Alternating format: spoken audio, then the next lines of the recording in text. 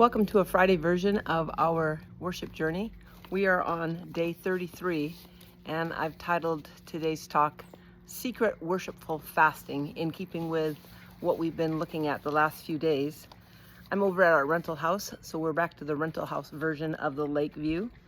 And I've got the Message Bible over here, and so this will sound a little different than what my NIV reading has been. But we're going to start in Matthew 6, verses 16, and the print's really tiny, so forgive me if I squint.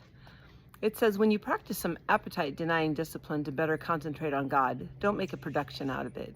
It might turn you into a small-time celebrity, but it won't make you a saint. If you go into training inwardly, act normal outwardly. Shampoo and comb your hair, brush your teeth, wash your face. God doesn't require attention-getting devices. He won't overlook what you're doing. He'll reward you well. Then the next section is called A Life of God Worship, and I'm going to read on simply because it seems to fit with what we're talking about. Don't hoard treasure down here where it gets eaten by moths and corroded by rust, or worse, stolen by burglars. Stockpile treasures in heaven, where it's safe from moth and rust and burglars. It's obvious, isn't it? The place where your treasure is the place you will most want to be and end up being. Your eyes are windows into your body. If you open your eyes wide in wonder and belief, your body fills up with light. If you live squinty-eyed in greed and distrust, your body is a musty cellar. It's a great imagery. If you pull the blinds on your windows, what a dark life you will have. You can't worship two gods at once. Loving one God, you'll end up hating the other. Adoration of one feeds contempt for the other. You can't worship God and money both. If you decide for God, living a life of God worship, it follows that you don't fuss about what's on the table at mealtimes or whether the clothes in your closet are in fashion. There is far more to your life than the food you put in your stomach, more to your outer appearance than the clothes you hang on your body. Look at the birds, free and unfettered, not tied down to a job description, careless in the care of God, and you count far more to Him than birds.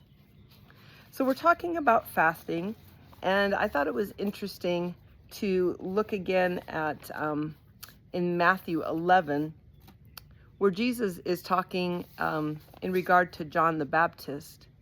And we're going to read in verse 16 to 19 in Matthew 11. And it's Jesus speaking, and he says, "How can I account for this generation? The people have been like spoiled children, whining to their parents. We wanted to skip rope, and you were always too tired. We wanted to talk, but you were always too busy. John came fasting, and they called him crazy. I came feasting, and they called me a boozer, a friend of the misfits. Opinion polls don't count for much, do they? The proof of the pudding is in the eating." So it's a very interesting iteration in the message. But it's interesting because we have Jesus talking about John the Baptist, and then the rest of the religious people complaining about John. And then he compares that to their complaints about Jesus. And it's interesting to me for one reason, in that no matter what we do, people are going to critique us and say we're doing something wrong. If they did that with John and Jesus, they certainly will do that with us too. So we need to just live our lives the way God calls us to. I looked at Matthew Henry, and a couple of the things that he says were very interesting. It says, the God of heaven uses a variety of proper means and methods for the conversion and salvation of poor souls. The various methods which God takes for the conversion of sinners are, with many, fruitless and ineffectual. And it made me think about how God uses so many personalities, so many different attempts to reach out to all the different types of people in the world to bring salvation to them. And we too are being reached out to God by our method of connecting with Him through worship, through prayer, through fasting, whatever it might be. And we want to make sure that it's not fruitless and ineffectual. There's squirrels running around in the woods behind me, and Benny is here, and he just took off. So Benny's out chasing squirrels. I was thinking about the contrast between John and Jesus. So John was very strict, very doctrinally oriented. He lived isolated. He lived very specific in the food he ate and the clothing he wore. And they said that he has a devil.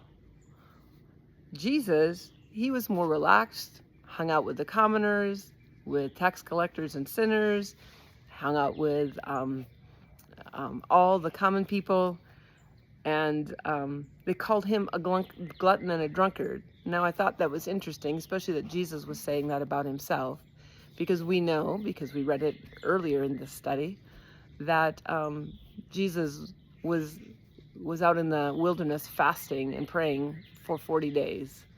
So Jesus didn't even talk about how he had been fasting. He just talked about what other people were saying about him. So that's interesting.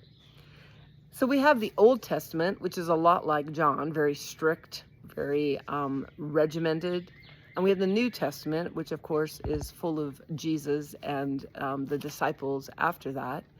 And all of those different, again, iterations of God's personality reaching out to us, trying to help bring us closer. So God presents all sorts of approaches to reach us, whether for salvation or daily living. So some of us are already saved, my point being that he tries to get us to head in the right direction on our daily choices as we walk with him as children of God. As for us, if people critique our walk with God, we don't have to worry about it because they didn't like Jesus's version or John's version either. So we are free to live the way God calls us to. The other scripture that I wanted to read about fasting that kind of wraps this all up and brings additional perspective to it is Isaiah 58. Yeah, Isaiah 58. And it talks about true fasting in the NIV. The message starts out with the title. It says, "Your prayers won't get off the ground." So I'm going to read this and just listen to what sometimes we're arguing about what we should fast. Can we fast social media? Does that count? Do we only fast food? Can we fast candy? Can we fast whatever it might be? So we have debates about that from time to time, but I want you to listen here what true fasting is, spoken by God himself through Isaiah. So again, I'm reading in the message and it says, "Shout, a full-throated shout. Hold back nothing, a trumpet blast shout. Tell my people what's wrong with their lives. Face my family Jacob with their sins. They're busy, busy, busy at worship." That's lovely. "They're busy, busy, busy at worship and love studying all about me. To all appearances, they're a nation of right living people, law-abiding, God-honoring. They ask me, what's the right thing to do, and love having me on their side. But they also complain, why do we fast and you don't look our way? Why do we humble ourselves and you don't even notice? Well, here's why. The bottom line on your fast days is profit. You drive your employees much too hard. You fast, but at the same time, you bicker and fight. You fast, but you swing a mean fist. The kind of fasting you do won't get your prayers off the ground. Do you think this is the kind of fast day I'm after? A day to show off humility? To put on a pious long face and parade around solemnly in black? Do you call that fasting? A fast day that I, God, would like? This is the kind of fast day I'm after. To break the chains of injustice, get rid of exploitation in the workplace, free the oppressed, cancel debts.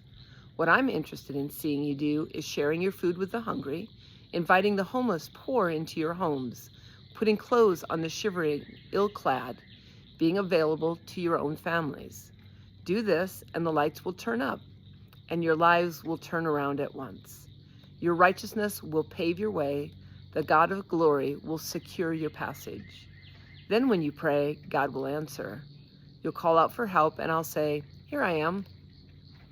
If you get rid of unfair practices, quit blaming victims, quit gossiping about other people's sins, if you are generous with the hungry and start giving yourselves to the down and out, your lives will begin to glow in the darkness. Your shadowed lives will be bathed in sunlight. I will always show you where to go. I give you a full life in the emptiest of places, firm muscles, strong bones. You'll be like a well-watered garden, a gurgling spring that never runs dry. You'll use the old rubble of past lives to build anew, rebuild the foundations from out of your past. You'll be known as those who can fix anything, restore old ruins, rebuild and renovate, make the community livable again. If you watch your step on the Sabbath and don't use my holy day for personal advantage, if you treat the Sabbath as a day of joy, God's holy day as a celebration, if you honor it by refusing business as usual, making money, running here and there, then you'll be free to enjoy God. Oh, I'll make you ride high and soar above it all. I'll make you feast on the inheritance of your ancestor Jacob. Yes, God says so. So let's focus on what true fasting is as we fast before God and continue to draw near to Him so that He continues to draw near to us, but also to basically do as Jesus said, the two most important commandments. Love the Lord your God with all your heart, soul, mind, and strength, and to love our neighbors as ourselves. I want to remind you that because we are practicing our worship in secret, according to our Matthew passages we're reading, I won't have any worship today.